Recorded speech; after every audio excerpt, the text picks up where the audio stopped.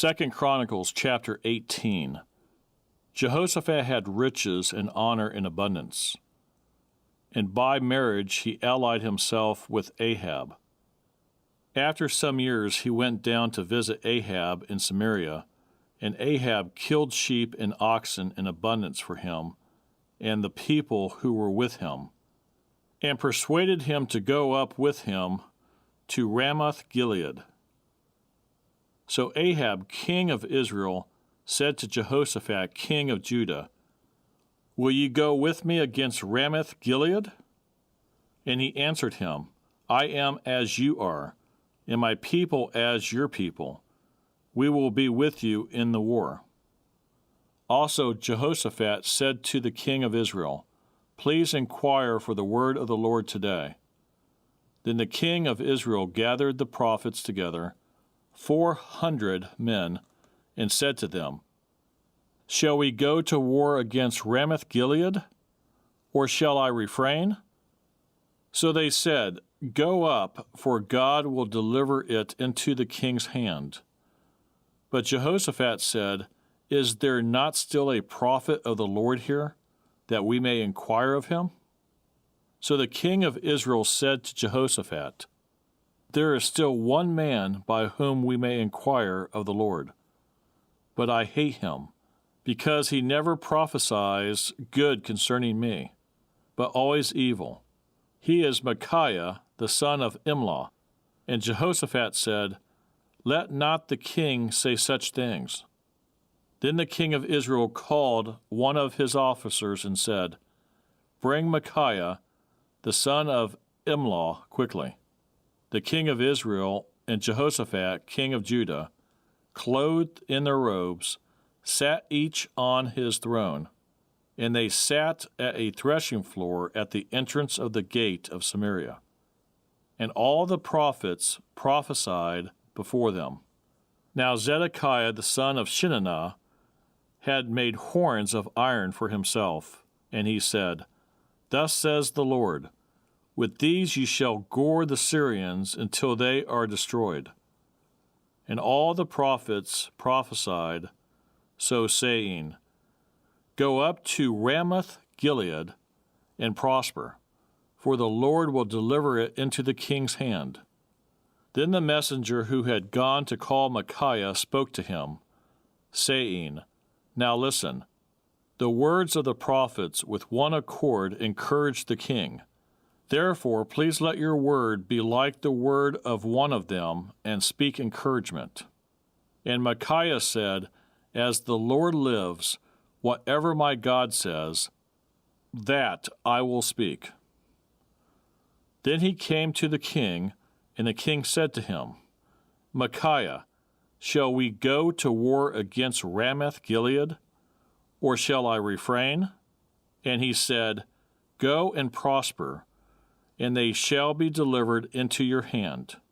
So the king said to him, "How many times shall I make you swear that you tell me nothing but the truth in the name of the Lord?"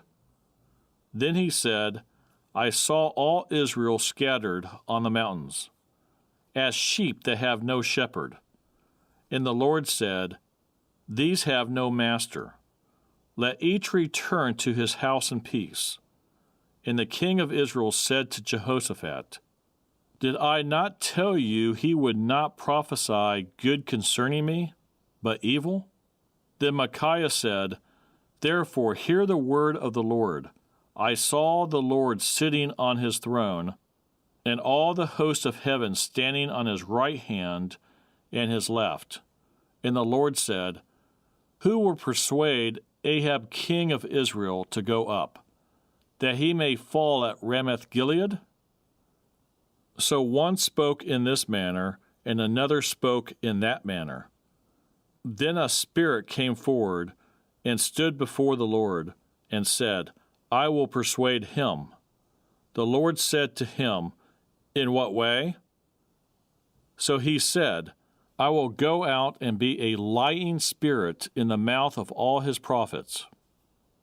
And the Lord said, "You shall persuade him and also prevail. Go out and do so.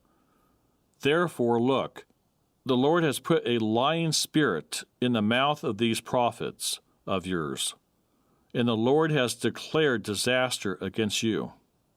Then Zedekiah, the son of Chenaanah, went near and struck Micaiah on the cheek, and said, "Which way did the Spirit from the Lord go from me to speak to you?"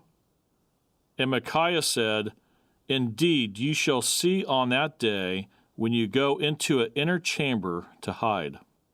Then the king of Israel said, "Take Micaiah and return him to Ammon, the governor of the city, and to Joash, the king's son, and say, 'Thus says the king, put this fellow in prison, and feed him with bread of affliction and water of affliction, until I return in peace.'" But Micaiah said, "If you ever return in peace, the Lord has not spoken by me." And he said, "Take heed, all you people." So the king of Israel and Jehoshaphat, the king of Judah, went up to Ramoth Gilead. And the king of Israel said to Jehoshaphat, "I will disguise myself and go into battle, but you put on your robes." So the king of Israel disguised himself, and they went into battle. Now the king of Syria had commanded the captains of the chariots who were with him, saying, "Fight with no one small or great, but only with the king of Israel." So it was, when the captains of the chariots saw Jehoshaphat, that they said, "It is the king of Israel." Therefore they surrounded him to attack, but Jehoshaphat cried out, and the Lord helped him, and God diverted them from him. For so it was, when the captains of the chariots saw that it was not the king of Israel, that they turned back from pursuing him. Now a certain man drew a bow at random, and struck the king of Israel between the joints of his armor. So he said to the driver of his chariot, "Turn around and take me out of the battle, for I am wounded." The battle increased that day, and the king of Israel propped himself up in his chariot facing the Syrians until evening, and about the time of sunset he died. But I